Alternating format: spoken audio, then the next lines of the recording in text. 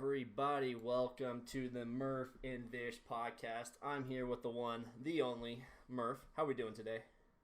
I'm doing freaking amazing, Vicious. I've had a really good day today, man. Oh, glad to hear it. Glad to hear it. It has been a good day. It's Friday. It's the weekend. Excited about that. And it's a long weekend, Memorial Day weekend. So everyone gets to kind of enjoy that longer weekend, which is nice. Yes, sir. Today we're gonna kind of for our topic, it's a little different than what we've been doing. We're gonna kind of get to know us. We've done 3 episodes so far, so we thought it'd be kind of a good time to kind of for you guys to kind of get us to know us more on a personal level. I know you guys kind of started to get to know us through the different topics we've talked about, but we kind of want to go a little deeper into that and kind of get you guys to know us more personally. So we're gonna start off here with kind of Murph. Tell us about where you're from, where you grew up. All right. So I was originally born in York, Pennsylvania. I lived here for about 7 years of my life. And then the rest of my life, I grew up in the city of Baltimore, Maryland. Um, that was about it. I stayed here. I moved to Pittsburgh for about a year. Then we came back to PA. Then after that, I just stayed in the city with my aunt and uncle because we had a couple of family issues going on, and my mom wanted to come out here and help my grandmother when she got sick. And then after my grandmother, my grandfather got sick. Then after that, my other grandfather got sick. So my mom was over here helping out those family members while I was just in Baltimore, going to school, playing sports, doing things like that. Typical teenager stuff. Playing sports, hanging out with friends, doing dumb stuff. What about you, Vicious? Tell me, give me that sauce, baby. Yeah, sauce. Pretty much most of my life I was born and raised in Utah in a little area called Cache Valley. It's like kind of the northern part of Utah. Pretty much lived there for a long time. Then I moved to Ogden, Utah to go to school. Then I moved to Idaho for more school. Got a job in Texas, moved to Texas, which was completely different than Idaho and Utah. And then now I'm back in Idaho. So, There you nothing go. too crazy, kind of been around, but not really been around. Kind of stayed in the same, the Idaho, I'm in the southern part. So kind of, I'm within an hour and a half of where I grew up. So not too far away, but, it's kind of nice, be close, but not super close. If that makes Yeah. sense. But that's kind of my life story. Where I grew up. Move to. That's nice. Texas is really good, man. I got family out in Texas. That's so much fun to go down there. Yeah, I lived in Corpus Christi, and I'll tell you what, that's not what I thought Texas was gonna be. It had, because it was right on the beach. It had more of that Florida vibe. Like in my head, I'm like, Oh, I'm in okay. Florida, not in Texas. Like, but you were in Texas. Everything was big. There was the barbecue. There was this. There was that. It was the Texas that you hear about. As a kid, it was pretty much that, but it had that tropical feel to it because you're right on the water. So it was kind of cool. Fun fact that Corpus Christi, the university I worked at there, they are the only university on an island. Really? Yep, they're completely surrounded by water. You have to take They're a like, bridge to get to campus. So that's kind of like a, kind of fun little they're the fact. Rikers Island colleges over there, huh? Yeah. So Murph, give us like a one of your favorite childhood or earliest childhood memories that you can think of. Hmm.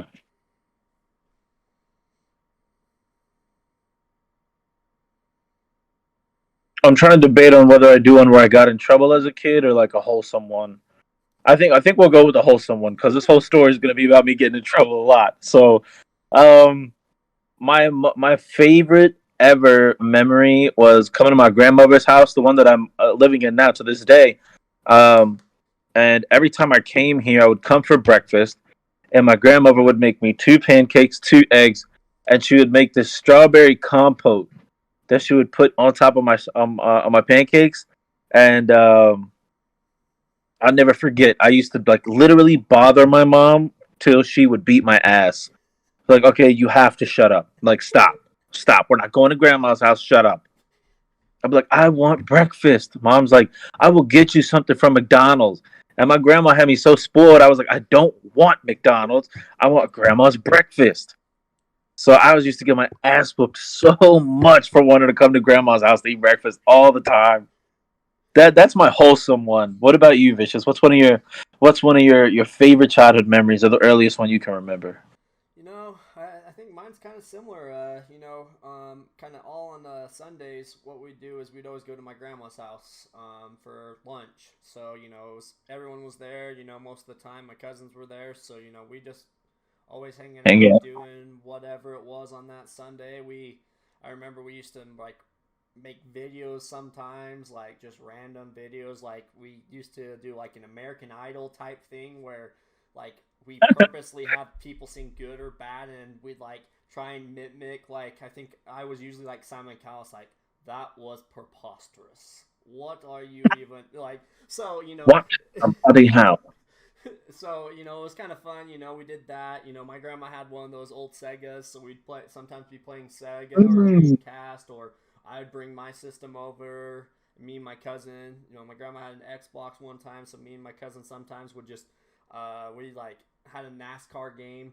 And what we do is we alternate races on who was going to win. We have the other person at the start not go, flip around, and just cause head-on collision after head-on collision. So, like, you'd be so far behind, and even, too, you would start all these collisions, but you would be able to respawn. Next thing you know, you were, third place because you took out everyone else in the pool besides, my cousin and, one random driver that would always just sneak past. And it was like, so we had 1, 2, 3 finish and that was with the other person not even doing much. Yeah, So that was I think. probably Also, my earliest just memory. Just it was just a normal thing, and even still to this day, there's people that go to my grandma's house on Sundays. Even when I'm, home in town, I'll go to my grandma's house on Sundays. So it's not what it used to be, but it's still a lot of fun. that's dope. You mentioned making videos, and that brought back another childhood memory of mine. Of me and my brothers used to make WWE videos at home, and my aunt went and bought us a thing. Like back in the day, there was those twist off jars Oh yeah. with the paint in 'em that just had that all white label around them, and just one label there: red, black, white. So she got us a jar of it because we were like, well, we need to resemble blood. So and they had this old camera, and it was so old that they had those little cassettes in the little Oh yeah. covers Yep. that you could take out, and it would say blank, and if it was no label, it would say blank. So we collected, we had a whole drawer dedicated to blank ones. And obviously back then they didn't really like, I don't know if they had tripods or not, but we didn't have one. So we'd take a kitchen chair, stack up pillows, and one of us would stand there and be like, can you see me yet? Can you see me? The other guy would run around on camera, and I was always Randy Orton or John Cena. My oldest brother was always Shawn Michaels, and the second oldest was always Triple H. So and then I remember one day I won a WWE belt at the fair, so we started incorporating that into the videos too.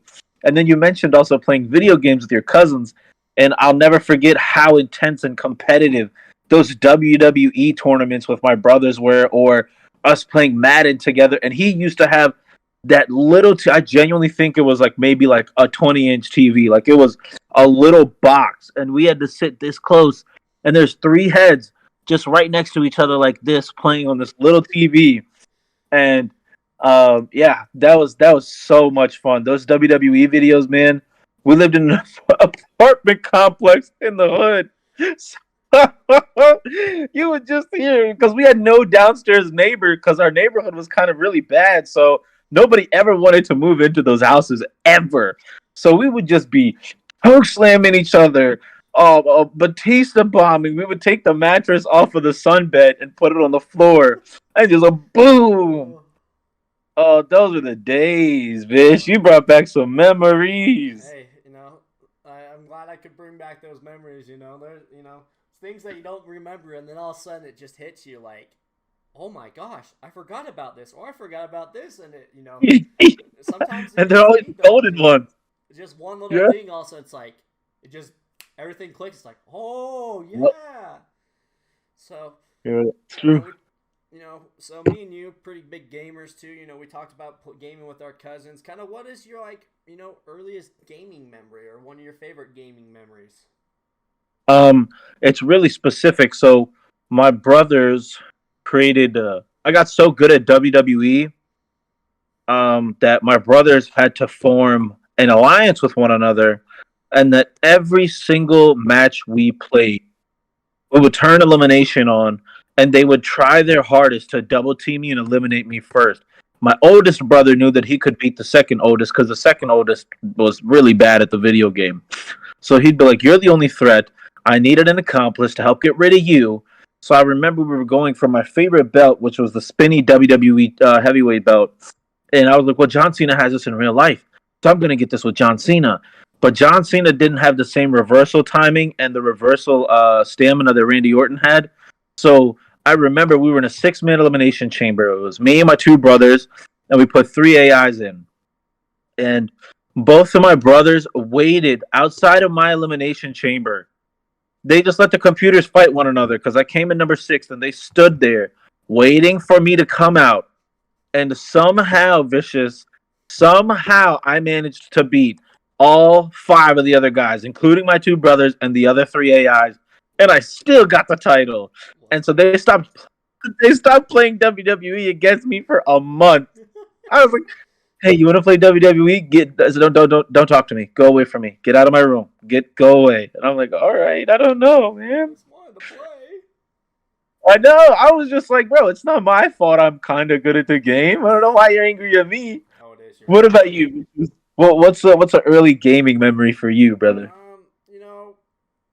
One's kind of early. One's kind of, I would say more recent, but still, it's like, 10 plus. Actually, yeah, it's like 10 plus years old.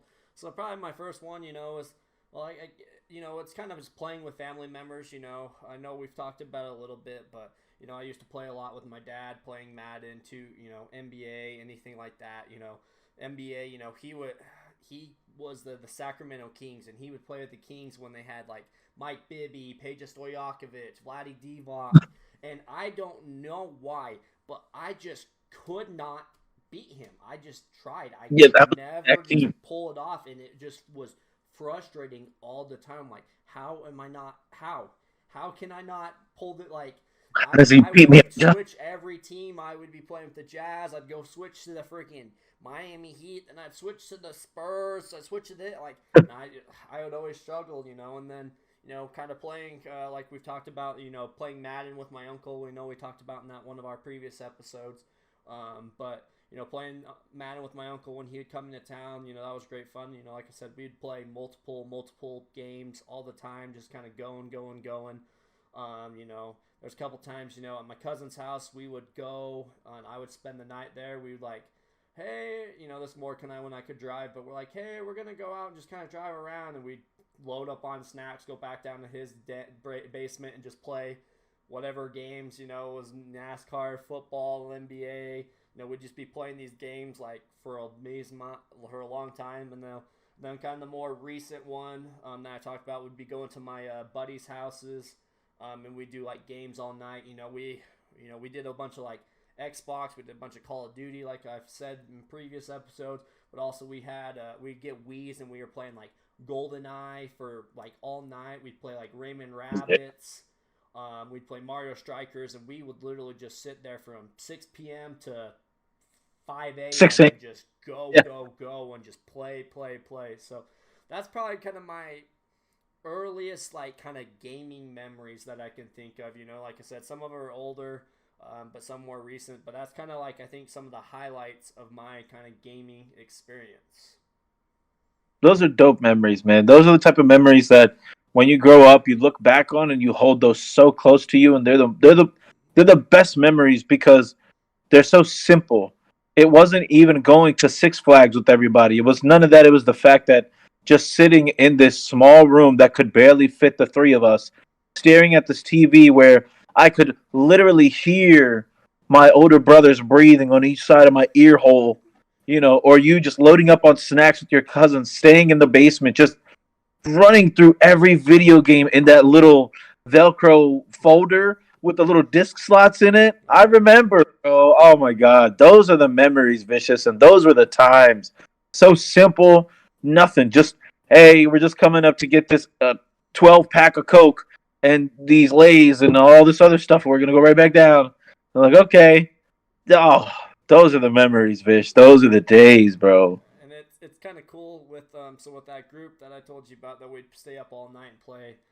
So we have other stories, but all of them being LDS, they went on missions, and I was like, Mm-hmm. okay, what can I for those you don't know the mission aspect, essentially where you go out and do church work, you go out and you just are out for 2 years essentially. You go do church work. You're in multiple spots. I had a friend that went to Tennessee. I had two friends go to Tennessee. One went to Germany. One went to Bogota, Colombia. So you get sent all around the world, and essentially you're trying to, speak out about a gospel and stuff like that. I'm sorry not to get too religious, but just kind of the backstory of this. So I was thinking like they can only email with this one time, like. They're not supposed to do any phone calls. They're not supposed to do any FaceTimes. You only get very limited on that. So I would message them because you could do emails that they could message you back and forth. So I was like, I gotta think of something. So then I came up with my idea. So I actually put together kind of like a storybook of kind of some of our best memories, whether it was gaming, whether it was this, whether that, and I sent it to them about 6 months into their mission. It's kind of as a nice little like. Fun thing, but to kind of bring back memories, because by that time, you've been 6 months with, away from family, away from friends, very limited, communication. So I thought that was good. And, my one, but, they still love it. I know a bunch of them still have it, but, there was a bunch of our gaming memories that I put in there, like, and it wasn't even one story. It was just, I just had one, like, I have a topic and like the title of it, everyone's like, already knew where that story was going. Because I labeled each story based off kind of what the topic was, and like there's ones that like I just read that thing and I was like, oh, I love where this is going already. Like I didn't even read it, but like because it would would bring up a certain topic or thing that was always said, and that's like, oh my. So and it kind of was a nice thing because then kind of brought some topic, brought them talking, got a little bit outside of them to kind of be instead of the hey, how's life, how's everything going, is everything going good. It was more, something to talk about, to kind of get their mind off that, especially too where you've been gone for 6 months. Yeah, that's a very nice thing of you to do. Is that thinking about what your homies are going through and create a scrapbook in a sense, or like a storybook based upon all these stories and memories. Because this way, while they're on the mission, they always have something that kind of reminds them of home. But yeah, That was nice. yeah. So, so kind of, we talk about, we've been talking about games or gaming a lot and stuff like that. But outside of gaming, Murph, like what are some of your other hobbies? What do you enjoy doing outside of gaming? I have a couple. Um, I've been consistently going to the gym since I was about 15. I became a personal trainer at the age of 18. I helped a lot of the kids on the wrestling team because I wrestled for a majority of high school, played football for a majority of high school. So I helped a lot of those guys get into shape, strength training, whether it was cardio or all that stuff. And I was going to go for my PT license, but then I found out that you kind of have to put in a lot of work to make a lot of money. And I was already really, really good at HVAC at the time, so I was like, forget that. And then I did boxing for almost a decade now. Excuse me. And my unprofessional record is 4-0. Never been knocked out, but definitely been knocked down. Wrestling, my junior year was really, really rough. Or sorry, my freshman year was really rough because I really didn't have much of a concept. But each year I started to get much, much better. By the time I was in towards the end of my wrestling season in sophomore, we went to states. I got second place in states, and then I don't really remember all my other placements. My mom and my auntie kind of misplaced all of my medals and stuff, and I have no recollection too much because of boxing. That's why I had to stop boxing, is because I had 2 or 3 concussions because of boxing. And I started to lose my memory a little bit. That started to scare me, so I stopped doing that. Um, yeah, just gym now and boxing. Really, that's all I do. But those were my hobbies back in the day. Was just HVAC. I considered it a hobby because I did it every time I could possibly. Um, Boxing, wrestling, and the gym. That's it. What about you, Viciosis? Um, for me, I would say, here in Utah, Idaho area, you get a lot of snow. So it wasn't until about high school, but I picked up skiing. I really enjoy Mm. skiing. So it's kind of fun thing during the winter. When it's kind of colder, there's not much to do outside. It's something to do outside. So I haven't unfortunately been the last couple of years because of work schedules and stuff like that. But that's definitely one of my hobbies, as well as just playing and watching sports. I've kind of grown up around a family that plays a lot of sports. My sister did gymnastics. My dad in high school did football. My mom did basketball in high school. But then like they would still do like softball leagues and stuff like that. So kind of always grew around sports. One of my sisters did softball. Both, like I said, both of them did gymnastics. So kind of was around sports a lot, and so I just kind of really grew up being sports, enjoying sports. So love playing them, watching them, whatever it is. With me, I was the kid in high school that signed up for PE. People are like, oh, I actually hate PE, and I was like, I don't really care. Like I'm having fun. Like gets me out, gets me being physical, and some of the PE classes kind of suck because he was like, oh, well, we have this week where we have to watch all these videos. It's like, but like just playing random games. I didn't really care Yeah. what game it was as long as having fun. Like so, there was one PE class that like the AD taught it of the high school, and that was the best one because he's like, oh, what do you guys want to do this week? Let's do this. Okay. And then it was like one week we were doing softball and we were having so much fun. He's like, okay, well, we're switching next week because we do like a sport for a week. And they're like, Mm. well, can we just extend this by a week? Okay. Like, so he would just kind of let us go, so it was a lot of fun. It was a fun thing. We were just changing sports every week. We just play for a week straight. We do like a volleyball, and then we go for basketball for a week straight. Then we go softball. I think we even did like water polo at one point in time. What? So it's just fun, being around sports, and then I also love hanging out with friends, family. I'm kind of a very just kind of go with the flow person. So if someone says, "Hey, we're going to do this," okay, sure, let's go do it. Like Oh, I'm just kind of go yeah. with the flow. Like, hey, let's hang out tonight. Okay, what are we gonna do? I don't know. What you have any plans? I don't really care. That's one of my buddies.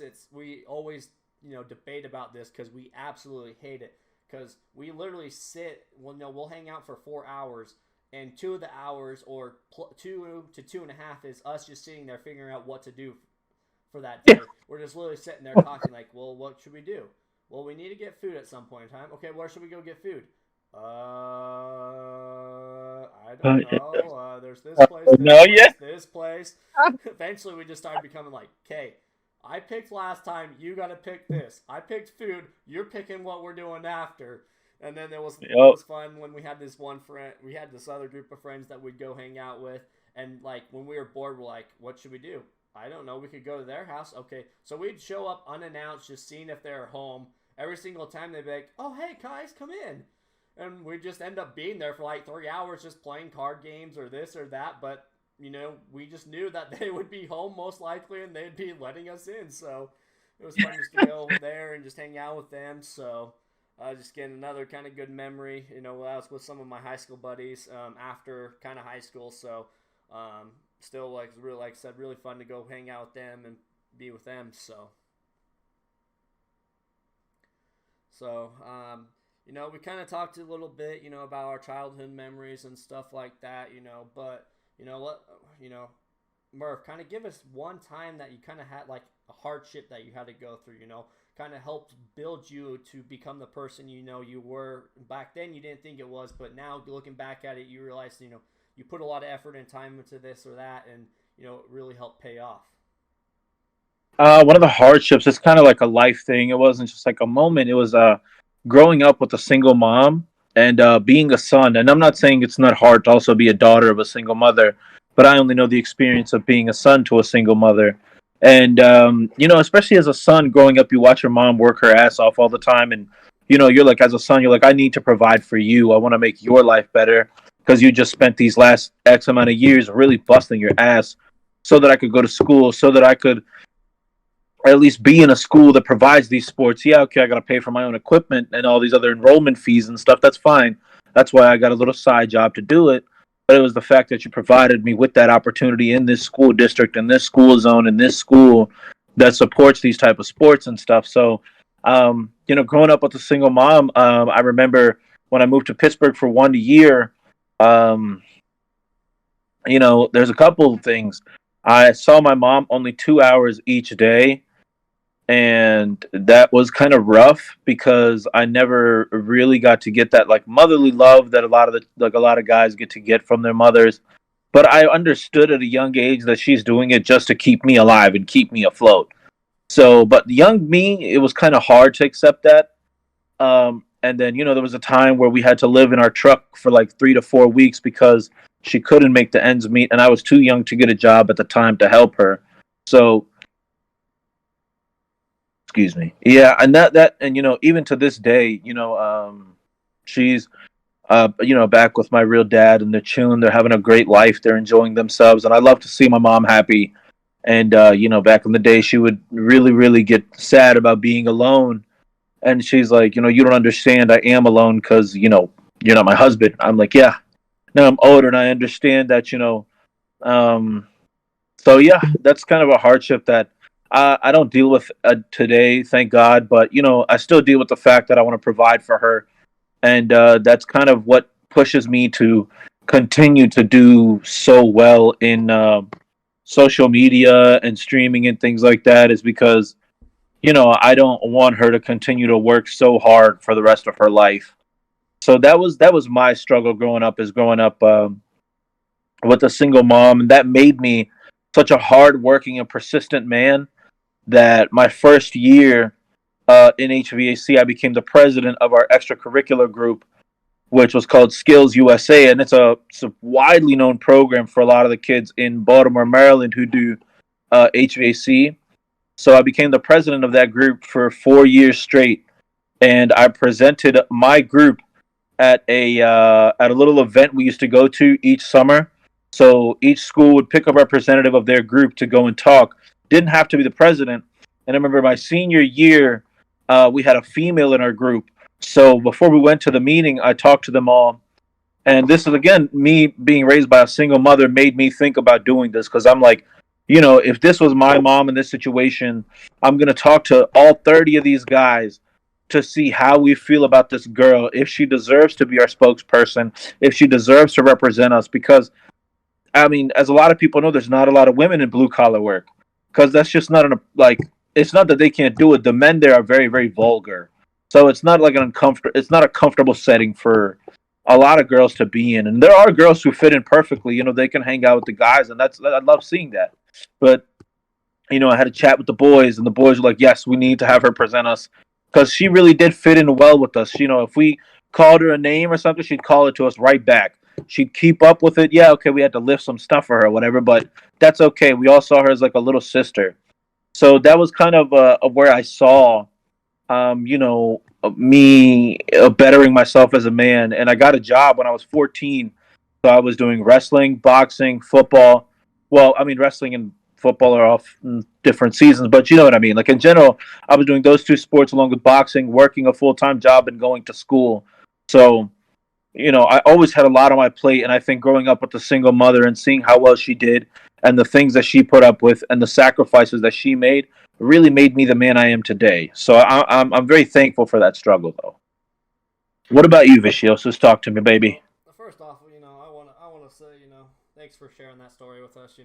Some of those times that's not easy to do, but Yeah. and some of those times those life stories are what you become.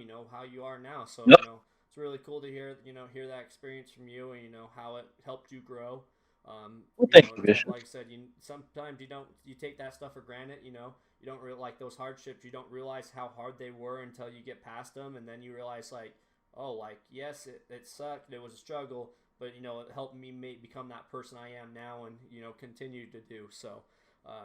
But kind of going from my end, it kind of it was a little bit of a school thing. It kind of, I would say I haven't gone through a lot of hardships in my life. There's been some stuff, definitely, I've had divorced parents and things like that. But kind of one of the biggest ones that I think propelled me and showed how dedicated I was. I'm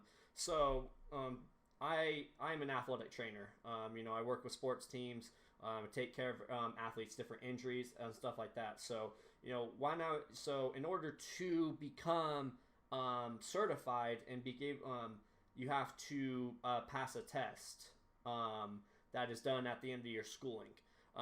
For athletic training, it's called the BOC, Board of Certification. It's one that everyone has to essentially pass to become certified. So you take this pretty much. You can take it whenever, but you have to kind of take it towards the end, either your last semester or after that. So we all kind of took it in May.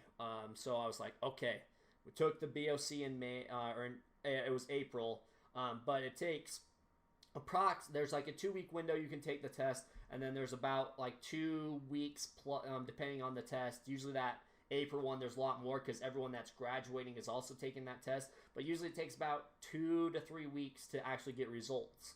And when you get it, you just get a pass or fail.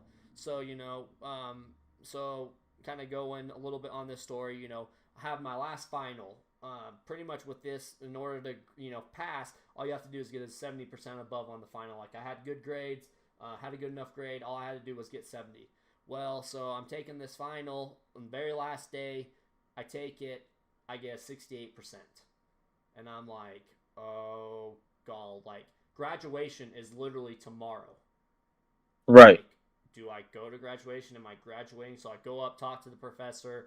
She's like, well, let's see, because there's some of the questions that I might edit, might do, might whatever. So I'm like, okay, just let me know. So I go home because I went back down to my friend. She's like, she's gonna kind of somewhat grade it later today, or maybe a little bit later, see what everyone's kind of doing with the test, and we'll go from there.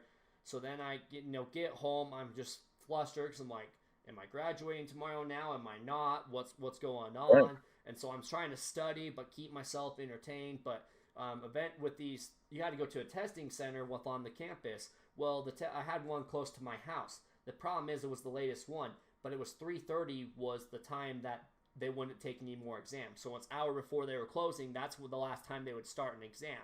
So I'm like sitting there. I think I took the test like 10. So from 10 to 2, like 2, 3, I'm just like worried. I'm like, is she going to call me? Is she going to email me? I'm checking my email constantly. Finally, no. So I'm like, what do I do? Do I go to graduation? Am I graduating? Like, I haven't heard anything. Am I going to have to retake this test? Like, it's graduation tomorrow. Do I show up? Because, I didn't pass. So technically, am I graduating? Like, so I was all like, I'm like, this was the only class, like the one class that I've, never hit a test. Like, I just get test anxiety. So I was like, whatever. Like, so I'm already stressed out to the max. Like, do I go to graduation? Right. And then next thing you know, I'm like, as I'm waiting, I get a ding. I'm like, oh, that's my email. BOC. Okay. Like, open it. And so what happens is, instead of like saying, like giving you the thing, you have to click on a link to go to their site to sign in. And then there's 2 different arrows. There's a eligible for test or eligible for certification, because technically you can't be certified until you have your final grades and stuff like that, which we didn't have. I signed in eligible for test, which means I failed the test. So I just literally, and that day I went from boom, failing my, final, to not knowing if I'm graduating, to all of a sudden failing the test that's going to be the only thing that made you certified. And so in my head, I was just, and then I just lost it there. I was in my room. No one was home, but I was in my room just sobbing. Like I was like, what do I do with my life? I don't know if I'm graduating. I didn't pass the BOC. What am I going to do? And just kept going and go, like, and then, everyone's texting like, hey, I got my results. I passed. Did you pass? And it's like, no, like, you have to, like, and then you can tell, like, their tone all of a sudden, like, changes, because they're like, oh, well, okay, what did you find about the final? Like, how are we doing? Are we going to be able to take it? I'm like, she never messaged me, so I don't know. Like, I might just not go to graduation tomorrow. And they're like, bullshit, you're not. Like, you are going. And if she, like, I was like, with the professor, like, if she says something to you to say, why are you here? Guess what? We'll tell her to shut the F up, essentially, and that he can stay here. Like, so it was nice to kind of see my classmates kind of have my back and stuff like that, but it was like, you never know what was going to happen. Like, Yeah. so finally, so the next day comes, she emailed me finally that night, like, hey, unfortunately you didn't pass, but I'm going to open it again, and we'll, let you take it on Monday, like, to try and pass it. So I was like, okay, but still that night, like, finally, I'm like, finally, I just turned to her, I'm like, okay, I'm going to go to graduation. The next day I had it good, whatever. But, with that BOC exam, I actually ended up failing the next 2 times, and it was the same, it didn't hit as hard, but was the same thing of, unfortunately, like, you study all this time for the test, take the test, wait 2 weeks after you take the test, and then get the result, and it just hit every time, and it always was just in bad, like, one time I was going to an internship I was doing, and the email came, so I had to go into the internship knowing that I just failed my test. Then I went, Yeah. like, so it was definitely some, like, but I finally, the 4th time, finally passed. Once I got that, I was, like, freaking kicking, screaming. I was excited. I was calling everybody. Like, I was so hyped. But, so it definitely turned it around. But, it made me, I feel like, a better athletic trainer person, because I could have easily gave up after failing the 1st or 2nd time, But I pushed. I knew that's what I wanted to do. And so I pushed and pushed. I would study every time. I suck at tests, and I knew I sucked at tests, but I put all the effort I could, and I finally passed it. So that was, like, kind of my hardship. And, I even mentor, we have athletic training students where I become a mentor now, like I had mentors when I was going through, and it's kind of it's good and bad, because, I get all these students all of a sudden, like, they get a thing, oh, I failed. And it's like, look, like, I know exactly what you're going through. This is like, don't let this stop you. Don't let this don't deteriorate that. No, athletic training is not for you. I'm able to bring that. It's unfortunate I had to go through it, but now I can, coach them when they come, like, yeah, well, I didn't pass. Hey, that doesn't mean anything yet, And I always tell them, when we're getting a job, they don't ask you how many times did it take you to pass the certification. All they ask is, are you certified? Yep, I am. Okay. Yeah. They don't care if it took you 1 time or 20 times. The only thing, if it takes you 20 times, is the money you have to charge to take the test. But, so that hardship kind of helped me be able to help these athletic training students that possibly might not pass. And so that really helped me kind of grow and show them, like, hey, it's possible. And, I'm in a good spot. I mentor them so they see what I do and know, okay, regardless that I failed, I still have the opportunity to continue. Yeah. That's a beautiful story, Vish, to show your persistence and that, you didn't let a negative outcome get you down, or you didn't get defeated. Because I think that's the biggest part, an aspect of life is just accepting defeat. It's okay to take a loss, and it's fine, because it's not a loss is never a real loss. It's just a lesson. And, just like I'm not good at testing, but unlike you, I was really bad at school. So, I understand that persistence and continuing to try again and again and again and again and again, because, like I said, and I'm just trying to be, relate to the stories that even before I became the president, my freshman year, like I said, in HVAC was my first time ever. I was failing every single course. Literally, I wasn't failing, but I was barely passing. My report cards every single year were D's and 1 C. And that C was always either in history or English. But then I found HVAC. And in the beginning, our first subject, or our first little unit, was sheet metal. And I was horrible at math, especially math of fractions and things like that. And I didn't know what any of these machines or anything did. And my teacher at the time was like, when he offered me the position of presidency, he was like, you know why I chose you out of everybody else? And I was like, no, I don't know. He's like, because I watched you literally know absolutely nothing, and watching you come after hours, even staying here, forcing me to stay here later than I anticipated so you could get better at your craft. And I'll never forget those days, Vish. Freshman year, I used to go every single day. School ended at about 3:30. On the days where I didn't have work or I didn't have like practice or anything, I'd go directly to the HVAC room. And I remember marking down with the little sketch pen that I need to notch this angle, I need to notch this angle, bend 90 degrees here.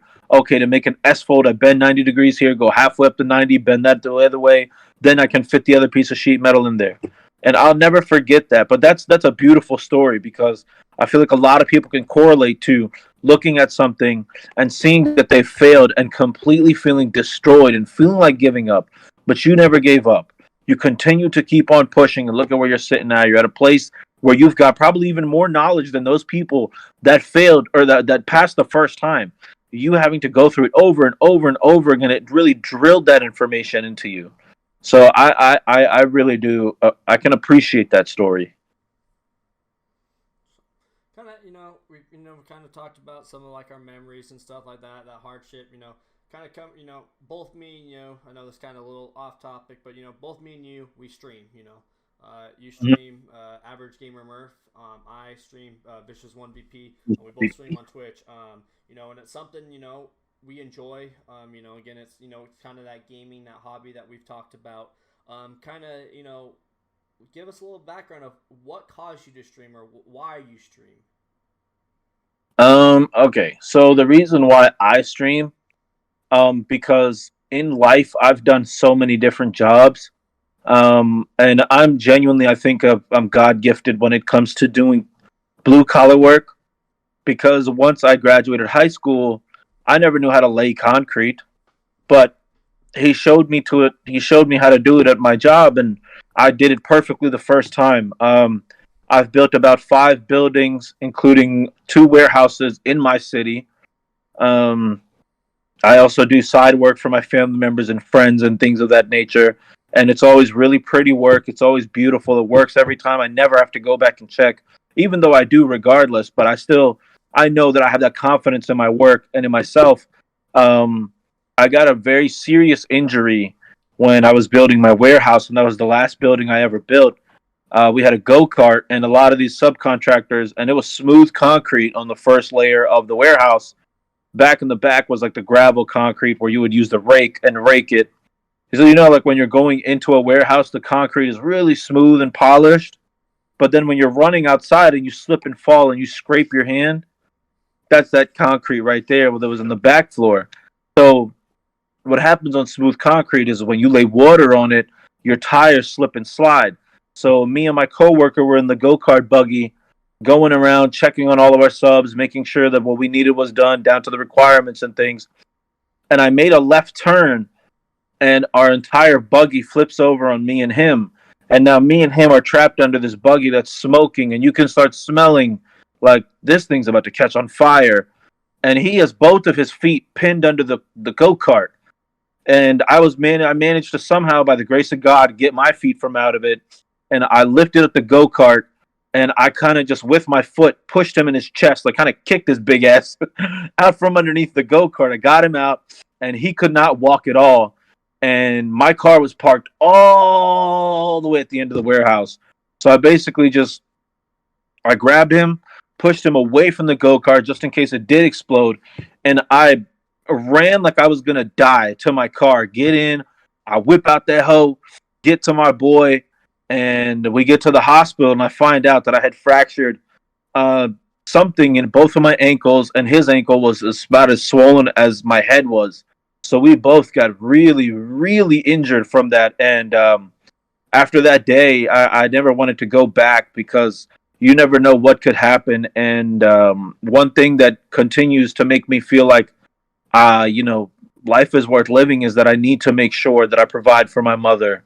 Then I'm okay with whatever happens. But as long as I can get my mother to where she doesn't have to work anymore, then that's it. And then, I never really knew growing up what my passion was, because I would do something for a couple years, fall out of love with it. Do something for a couple years, fall out of love with it. But gaming is one of those things where I've never ever fallen out of love with. Excuse me. And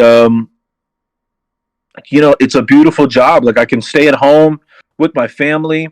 I can do something that I genuinely have loved my whole life which is play video games, and this doesn't cause me any stress. Yeah, I mean, like playing Apex makes me get pissed or whatever, but at the end of the day, if I was getting money to do this, if I was getting paid to do this, a lot of these big guys like Tim the Tap Man, he takes his family to the beach every single day.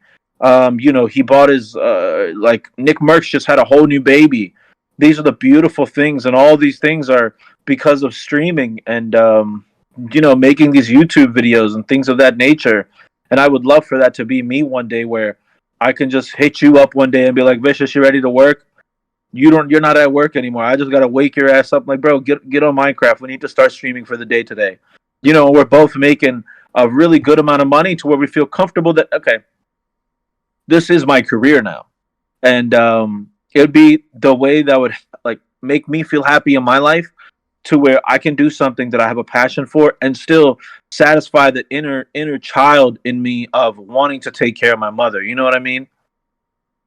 Plus, I mean, look at all the connections we've made off of streaming. We have a whole community of beautiful people. And the people that we meet in real life sometimes are fake. And I've told you guys this a lot of the times. You guys supported me, and still to this day support me more than any of my real friends have ever had, ever have. And I kind of don't have any real IRL friends anymore, because they've all done something to me or one another. And you guys are just, I don't know, man. You guys are real to me, so I love that. What about you, Visho? So why did you start streaming? What was your motivation to start streaming? My motivation, when kind of growing up, Twitch wasn't as popular back then, or just streaming, it was more YouTube videos. And I watched this guy named KY or Speedy.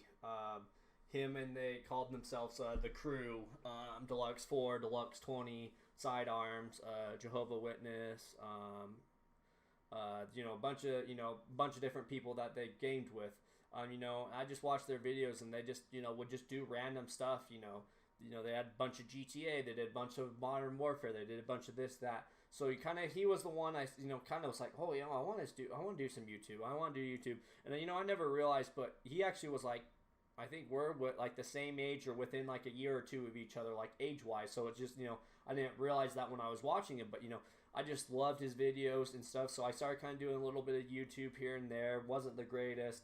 But then streaming kind of came around. My one buddy kind of started, and I was like, then I saw him doing it. I was like, okay, I want to do this, because, in my mind, streaming, people say it's work, and yes, there is some work to it. But at the end of the day, you're playing these games. All you're doing is hitting a little start stream button and going. You gotta talk to chat. You gotta do that. But like, you can still game and talk. It's no different than when you're at a buddy's house gaming and you're talking to them. You're just talking to people that aren't just in the room with you. So that kind of, was my kind of go-to, and why I kind of, stream. And, I'd say KY Speedy, is a big factor. Enders, he's one of my good buddies. He kind of is the one that started streaming. I kind of started going after that, because, initially streaming, I didn't really know about it. But, that was, kind of around, like, high school, it was getting a little bit popular. It wasn't really until, Fortnite days, early Fortnite, when it kind of took off. And that's kind of when I started. But, I never had the best computer and stuff like that, so I was kind of limited on what I could. And by that point in time, there wasn't a lot to do, like how Xbox and PlayStation you can stream off of now. That kind of was still in betas and stuff like that. So, but, kind of watching them stream, that kind of, really got me into streaming. And, just watching, KY Speedy, growing up as a kid, that really kind of, went with me and kind of made me want to stream. So, and it's just kind of interesting too, some of the people I've met through streaming, they talk about something, and I say something, and they're like, wait, you watch Speedy too? Like, he doesn't have the biggest showing. He has a couple, I don't know what his thing is, but he has a few thousand followers, if not more. But it was just crazy, sometimes to meet these people that it's like, oh my gosh, you watch him too. Like, so then, it's something to, bring us together, because, it was, we talk about, this streamer that kind of, helped us grow as streamers, so it's very fun with that. And so, but yeah, those would kind of be the reasons why I feel like personally I got into streaming. So, but Okay. And you talked about our community, just to kind of give you guys, a little bit of background. Me and Murph, are part of the tag, the average gamers community. So it's a very good community. We got a lot of great people in that community. But kind of Murph, I know you kind of were more of like this, but kind of tell us like how, you're one of the people that kind of helped start it, get it going, like kind of how did that come together? How did the tag kind of form? So tag actually started because we were all already gaming with one another. All of us were always gaming with one another, and you're also a founder. And I just kind of messaged, you know, I forgot who I started messaging and talking to about it, but then I know we sent out messages to three other people, aside from you and I, and got a team of founders, and we all kind of created tag and kind of centralized our community and all of our friends and made it to where now we have discord with sections for whatever games everybody likes to play, and we've got group chats on pretty much every social media platform where everybody can share their work, show love to one another, converse with one another. um, yeah, that's kind of how tag started. Was I wanted to personally, my goal was just to create a sense of community with people, because and again, this is all getting so deep and emotional and sentimental, but the reason why I really wanted to create tag was because my first 2 years of streaming were extremely difficult, and I almost quit every single day because I would always stream to nobody, and I was always reading an empty chat, and it got to a point where I would just mute my mic and just stream. I would close chat out. I would never ever read chat or anything. I just put a movie on, mute my mic, and just play video games every now and then, just so I could get a clip or two. And then I ran into a couple of cool people on Twitter, and only because of Twitter. Not you guys, it was a different group. And then they kind of brought me up, got me to affiliate, and then once I hit affiliate, I started showing a lot of love back to them. And within doing so, I found you guys. And we all became so close and so tight knit, that I was like, okay, these are my people. And I'm going to get a team together, and I'm going to create this so that we can all never have to go through those feelings. And I know, especially all of us being content creators, we know what that feels like.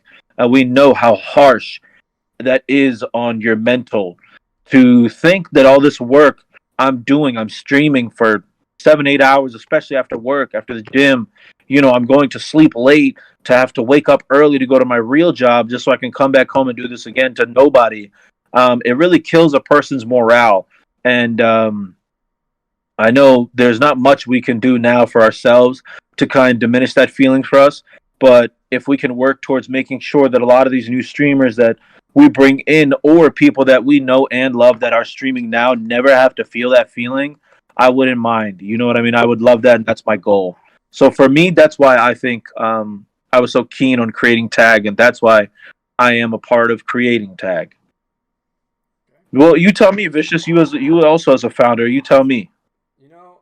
I kind of had a different, kind of approach to it. I was late into kind of getting to know, all you guys. I met you guys, kind of a friend of friends. So one of my buddies have known for a while now. He played games. His name was Plague. I would play with him quite often. And so he told me about this guy, guy that he was a buddy of his that streamed, named Kid J. So I would talk to. So he kind of told me, he's like, oh yeah, he's a mod for Leonard Fournette. For you who don't know, he's a streamer for. He's an NFL running back. Been in the league and stuff like that. So I was like, oh, I got to kind of get to know this person. They were from Utah too. So I'm like, oh, let's get to know this person.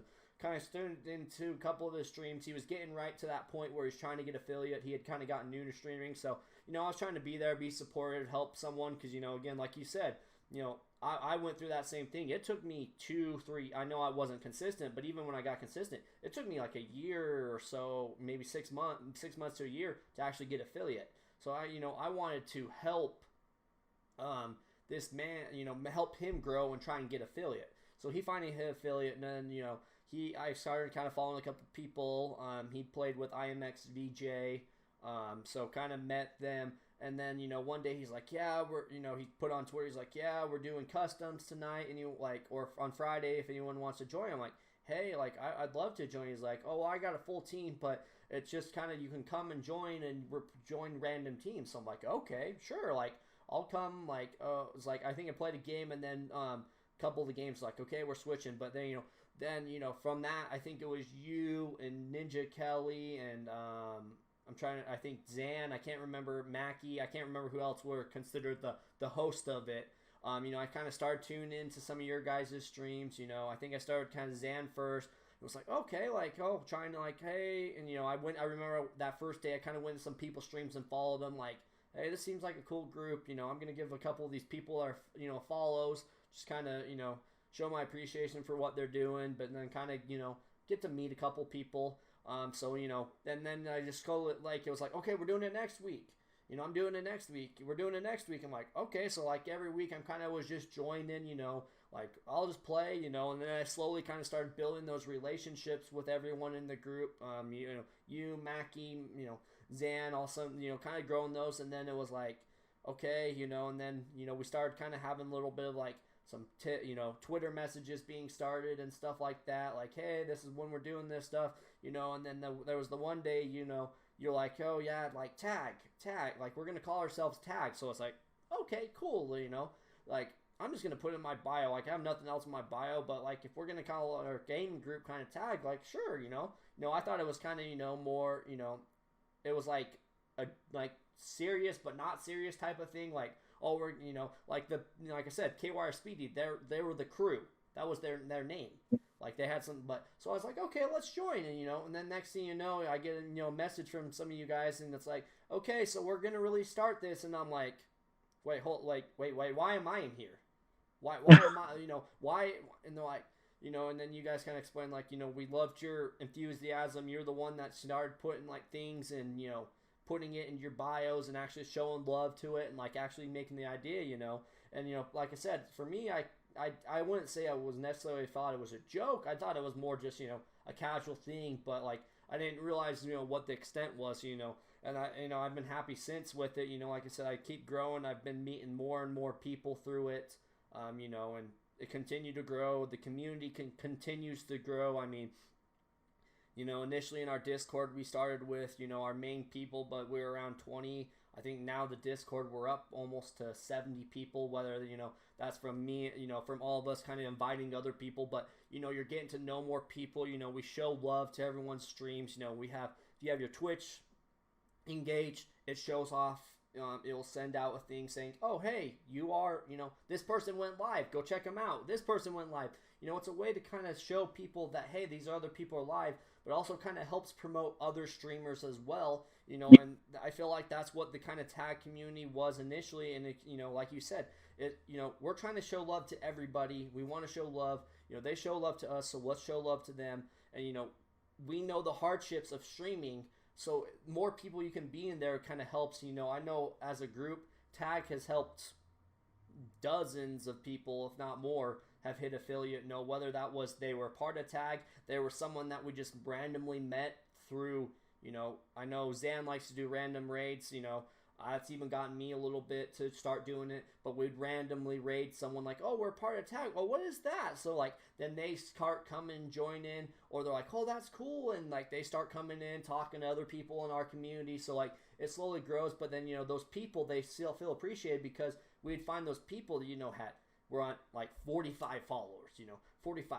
And we hit it, and they're like, oh my gosh, I'm affiliate now. And, like, so it was just a great feeling to know that we helped that person finally hit their goal and what they wanted to do. So, it feels nice to kind of like I said, like you said, I was streaming to one or two people, sometimes 0 people, sometimes 1 or 2 of the same people every single time, and it was someone that I was usually playing with. We were playing, so we'd, pull up each other's streams, to show some love, get that, so it was, once I met you guys, like, I think I went from struggling to barely got affiliate, and I had maybe 60 followers at that time to, within a month of knowing this tag organization and everyone, I was up to like 150. And, it's just crazy that, and that's just the tag support, and then this person starts bringing you in their stream or they raid you, that brings some of their, like, and so, we're continuing to grow, keep going, and, it's definitely grown and is continuing to grow, and I think that's the greatest thing, and, we necessarily aren't, forcing people to do anything, we're just forcing people to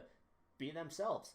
Post as much as really you want, but know that there will be people to support, or if there's something that you're passionate about, you might be able to find other people that are passionate about this, especially like our Discord. Like I said, we have all the games, we have music, we have entertainment, movies, anime, we have, just simple as, show us our pets, what vacations are you going, so it's a good way to kind of get to know people, showing off your setups, showing off your stream. So it's been a great community, and I've really enjoyed being part of it.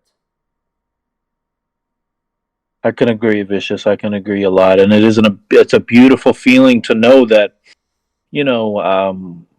this isn't to glorify our work or anything like that or what we've done, because that's not why we say these things. It's just to express our appreciation for the thing that we've created with a couple of our other friends.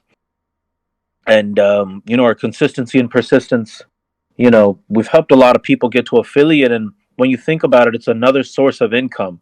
And that's how I look at it, is that once you get to affiliate, it's another source of income. So if we can at least help this person get to affiliate, we can give them even a bigger chance of making this a permanent source of income for them. Obviously, you're not going to blow up right away, but as long as you continue to work hard, at least you know that you've got step 1 done and completed. And that's a great feeling for me. I love to see those messages, and I loved seeing those messages like, yo, I finally hit affiliate today, guys. And everybody in the chat is showing genuine love and emotion because we're in your streams all the time. We got you tabbed up. We're interacting with you, and I love that about our community, is that a lot of our community is grown, and they do work full-time jobs like you do and I do. And then but even within all of that of our own lives, we still find time to join a Discord call. And I mean, what did we just have? Literally 10 people in a call we were just on before we started shooting. You know what I mean? That's the beauty of it. And I love that about our community, is that every now and then we'll all come together on a video game or just in a Discord call, just to chat. And I mean, the other day, me and Scopes watched Cocaine Bear together, and I'm so used to, not to be weird and sad, but I'm so used to being alone all the time that I'm always watching movies and shows by myself. So it's so nice to have a friend to watch a movie with. So again, like I said, this community is beautiful, and I love all the work that we're doing. And I pray every night that God continues to bless us with the work that we're doing and bless our community. Not to get super religious. I'm just a really religious old man. But, I pray for the success of Tag and that we continue on this path that we're on. Because I think if we keep on going, Vish, we're going to do beautiful things. We're going to do beautiful things. And I'm so excited for the future of Tag. And I couldn't agree more with you, Murph. Could not agree more. Looks like we're kind of, wrapping up here with the stream. Murph, I guess, chat, if you have any questions that you want us to answer or, let us know. Put them in the chat. Why you guys are kind of bringing up those questions. Murph, you always have your one question.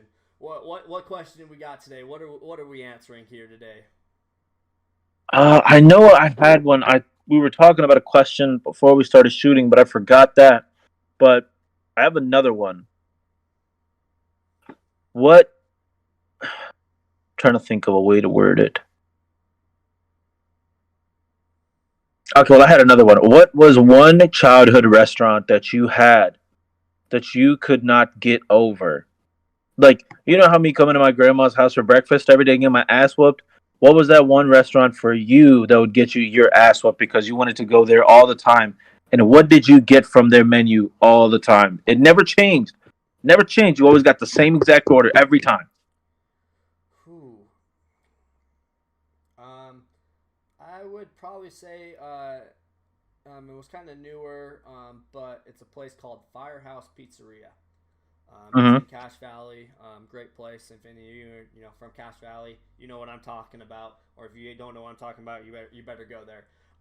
But my normal order. We didn't go there often, but I'm a very picky eater, so I'd always get the cheese pizza. Cheese pizza is good, but it wasn't the cheese pizza that made it. It was the dessert. So always when we went there, I had to go with this certain dessert. So they call it Fazukis. You Hmm. might know them as Pazukis. But pretty much what it is in their, they had a Firestone oven. What they do is in little glassware, they throw, they had like three different cookie options. There's like chocolate chip, sugar cookie, and something else. I guess those two were normal. The third one I think kind of rotated. Sometimes there wasn't a third one, sometimes there was. So they put it in there. Well, they'd cook it, but they would cook the cookie just so it was soft. They wouldn't cook the whole cookie, and it was like literally in like a glass like divot jar. Um, but then they'd put ice cream on top of it with Ooh. some hot fudge drizzle, and then they'd bring it to you still warm. So the cookie was still just was undercooked, but not dough, but was more. And oh my Murph, oh yeah, It was a little slice of heaven, huh? oh yeah, it was a slice of heaven. And like I'd say, like I would be done after that, and like I would eat, like someone's like, oh, I want a little bit of bite. I'm like, okay, and I would just like it would be down in like three Devoured. seconds, and then after I'd be like, oh, this was a bad decision. Why did I just do this? Like, but it had to be done. It had to be done. So, but I mean, you talked about your grandma's, but what would be your dinner spot, like, or lunch spot that you'd go and have the same thing? So growing up in the city, there was a place for all of my fellow Baltimoreans. It was called Hip Hop Chicken. And back in the day, Hip Hop Chicken had the best six-piece lemon pepper with with the Arizona iced tea and the lemonade. We call it half and half. I don't know what other people call it, but um, so my order was always a six-piece lemon pepper with ranch and a half and half. And the thing about Hip Hop Chicken is they used to put two slices of bread underneath the little parchment paper where the wings are. So all that grease and the flavor from the chicken wings would seep through, get in the bread, and ooh wee! I'll never forget that I used to have to budget in my Hip Hop Chicken money out of my check because I'd help my mom pay the phone bill and stuff. So I'd be like, "Mom, can out of this check, can I keep like $20, please?" Like, yeah, sure. Yes. Yes, let's go. And I remember I used to walk there and I used to get me my little six piece with my half and half. And since it's a very small city, we got like this abandoned what is it called? It's like abandoned psych ward. It sounds weird, but they had the best steps. Like their steps were so perfect for like sitting. So me and my friends would go there. We would get the food. Like, yo, meet me at the psych ward. Like, all right, bet. So we would all meet up there, get our food. We'd all link up, have our own little box, just sit there eating wings, talking about the day. That was, and I would always get the same exact thing, Vicious. Now Hip Hop Chicken is down the drain, but it used to be so good. Oh my god. Well, Oof. that does sound good, Murph. It sounds like we have that spot, and that firehouse spot I still go to, from time to time when I go home. So, but I think that's gonna kind of wrap up this episode. We appreciate everyone. Those watching here live. We had Hunk, Scopes, Guitar Zan. We appreciate you kind of tuning in with us live. Again, this will be posted to YouTube tomorrow if you missed any and want to see. I guess Dom is here as well. But we appreciate all you tuning in. Like I said, kind of, let us know in, the comments, if you're watching this on YouTube, what was your favorite childhood memory? What are some of your hobbies? We kind of want to get to know you guys from a personal level too. So feel Yep. free to share as much or as little as you want with us. If you have any, like I said, ideas that we talk about for future episodes, hit us up in the YouTube comments. Hit us up on Twitter. We'd love to hear those ideas from you. We're gonna keep going, keep grinding with this. We hope that you guys are enjoying all our episodes. If there's anything you think, criticism, we're willing to take. We're new to this, we're getting used to this. So if there's anything think that would help us grow, let us know, and we'll definitely look into it. So, but we appreciate everyone that tuned in as always, and we'll catch you guys next time. Peace.